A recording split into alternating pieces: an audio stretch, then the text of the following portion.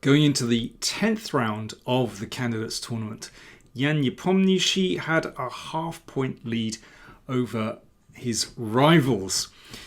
And in this 10th round, he faced Kirill Alekseenko, his compatriot, the weakest player in the tournament. So this was a game that Nepo would really want to try and win. You have to target the weakest players in the tournament in this kind of tough event. So let's take a look and see what happened. Don't forget to like, comment, share and subscribe. I want to try and get to 100k eventually. Help me get there, that would be great. And do consider supporting us via PayPal or Patreon, links down there. Okay, here we go. Nepo with the white pieces, and he obviously decided to play an opening that would leave plenty of juice in the position.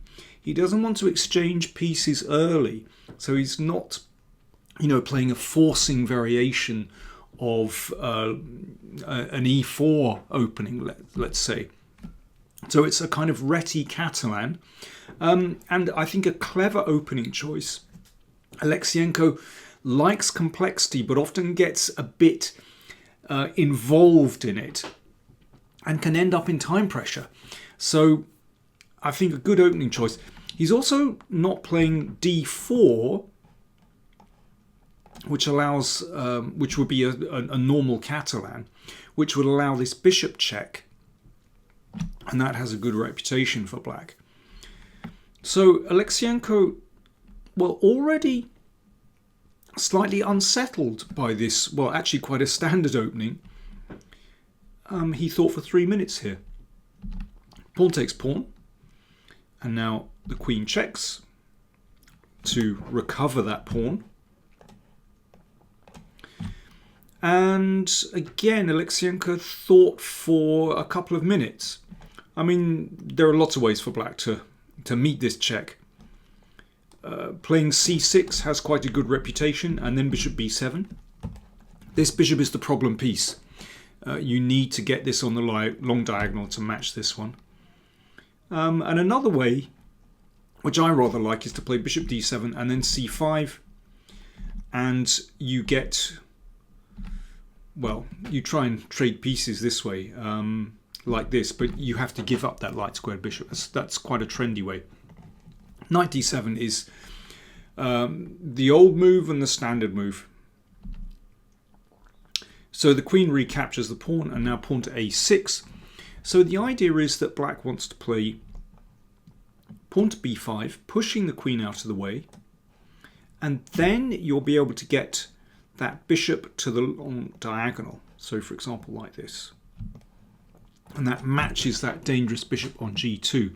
So that's why in this position, Nepo just put the queen back immediately. And now, of course, playing a move like b5 is very risky when this knight can come and open up the diagonal and maybe hop in here. That's dreadful.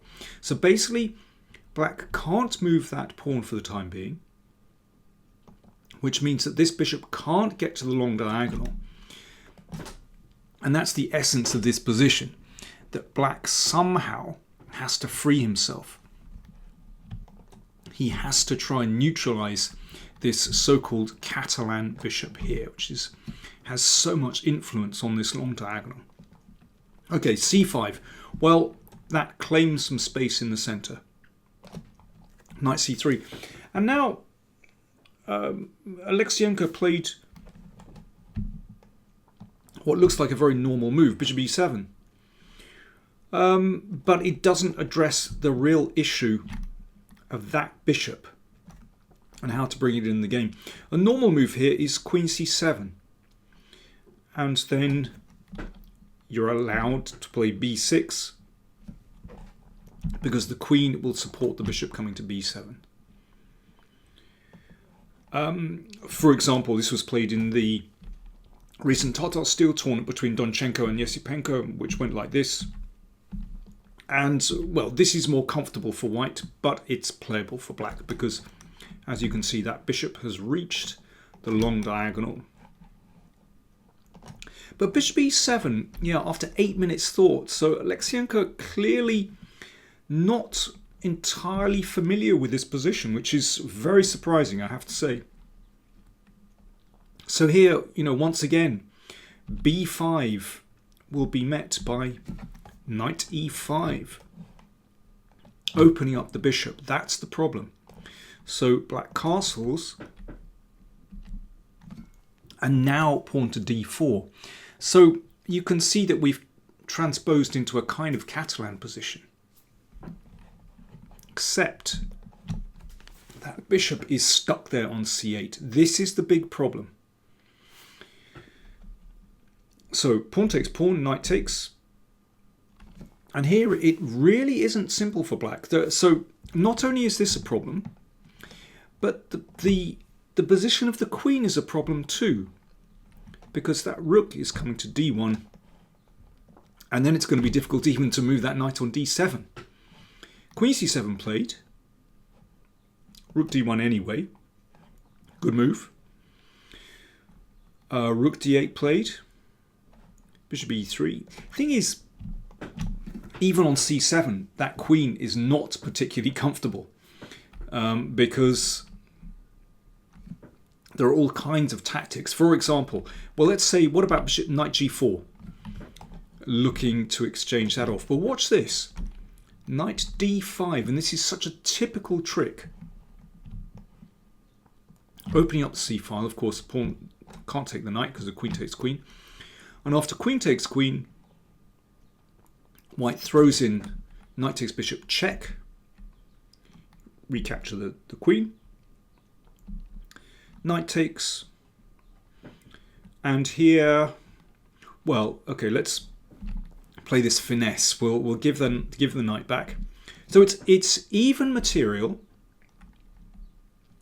but here this is practically a winning position for white. I mean, I've played this. It's like this kind of position so many times with white. It's the kind of position you get in the first round of tournaments when you're playing a weaker player and they get their move order wrong, and you end up in a position like this just by playing simple moves. They can't match this bishop, and you're going to play a rook to c7, and that's basically game over. You're going to win a pawn for nothing. There is really nothing that black can do here. It's such an unpleasant position. So this is the danger for black. Knight b6 played, and rook c1. But again, there are so many tactics here. But just very simple moves for white. So for example, if bishop d7, once again this move knight d5. If queen takes, again, there's knight takes bishop check, and if knight takes, we exchange queens, and rook takes, and once more, that bishop just rules the world. b7 is going to fall.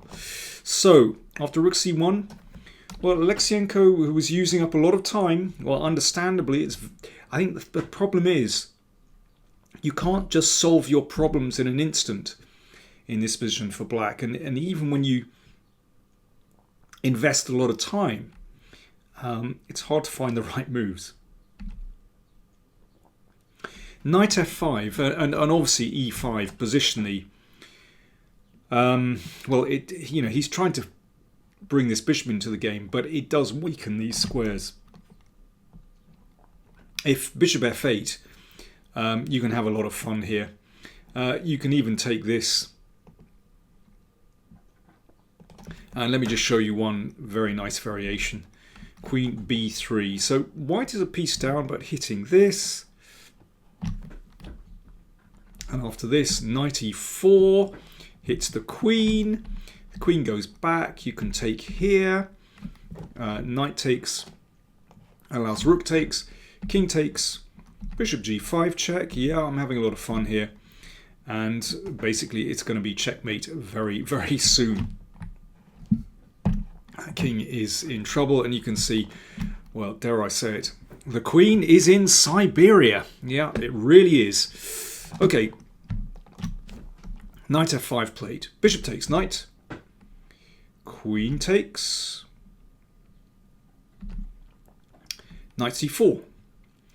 So at least this bishop has got into the game, but that just means that the b7 pawn is really vulnerable. And it's pretty miserable. So bishop g5 played, threatening bishop takes knight and knight d5. And now to add to black's woes, it's not just that there's problems here. There's problems on the c-file, but also black's king is in big trouble. So let's see what happened. Rook takes, knight takes, watch out for the pin. Rook d8, bishop takes knight, and a very simple move. Bishop e4. You can't block the diagonal with g6 because of queen takes bishop. So white is just breaking through here. And, well, Nepo's technique was very, very good. I mean, it is basically just a lost position now, but still, he got it absolutely right. Queen a5, knight c3. And instead of taking the pawn, knight d5, excellent move, really good move. And this just kills any counterplay whatsoever. Here's a nice tactic. Rook takes here, and queen check picks up the knight with a winning position. And knight takes, well, that's just a winning attack for white. So b5 played, supporting this. Queen takes, threatening checkmate in 1. So it's nice to have the knight here, controlling that square. Rook takes, bishop takes. So now queen d2. So that attacks 2 pieces. So white has to give back the exchange. And here is a really nice move. No doubt there are various ways to win here, but Nepo said he wanted to play e4. You can see all 3 of those pawns, black pawns, are on light squares. They're all vulnerable. But more than that, the pawn cements that bishop on that beautiful square and locks that pawn on e5, which means that bishop is just never going to find freedom. So there's no counterplay. But it was good technique, because after queen takes, check, and here's a good move, queen c8. So this pawn is disappearing. Of course, black wants to hold on to that, but watch what happens. Check. This did not happen, by the way, but this is forced checkmate. Here. And mate on e8. So nice calculation from Nepo. Queen b6. Gone to c7 square. Queen takes. So white is a pawn up, but much more than that. This pawn is dropping, and this pawn is also vulnerable. Queen here. Now, you know, white could take this and play this endgame. And I'm sure that this is winning for white. 2 extra pawns. Yeah, it's all on the same side. But I don't believe that black can hold this. White is going to march up the board and must be winning. But Nepo played more precisely. He wanted to finish the game very quickly, so queen check. And again, he didn't go for the endgame. Instead, queen c5, and here Alekseenko resigned. So let's just see exactly why. I mean, there's still some way to go, but it is absolutely hopeless. So queen d6. Check again. So if the king steps back, then queen takes pawn. But here, white takes that crucial a pawn. So now it's 2 extra pawns. I mean, that in itself is enough, frankly. But that a pawn is going to be decisive. But that f pawn is still a problem for black. And okay, I'm just going to go and keep going with this for white and show you the kind of fun that you can have. Just basically keep the pressure on. And I love this advance of the h-pawn, which means that the king is cramped. So you tie black down here. You don't advance the a-pawn yet. That's just waiting in the wings. That'll be the icing on the cake. Black has no activity at all. I mean, that's, of course, on a nice diagonal, but because the queen is tied to defending here, it has no effect. And in this position, that's a great move. Queen f5, defending here, attacking here. Okay, now we can have some fun. Let's advance with the g-pawn and go all the way to g6. And I think I'll draw a veil over things here. So check and takes the pawn. I repeat, this did not happen. Just wanted to have some fun. In that position, Alekseenko resigned, but I just wanted to play things out for you.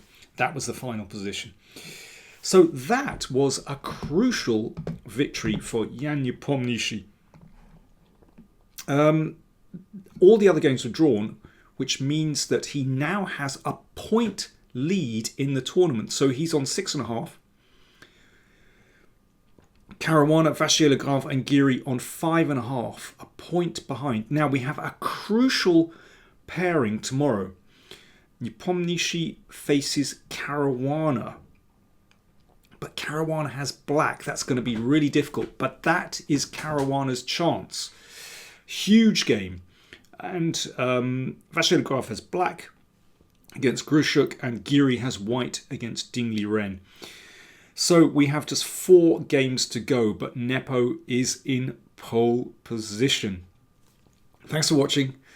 More videos coming your way soon.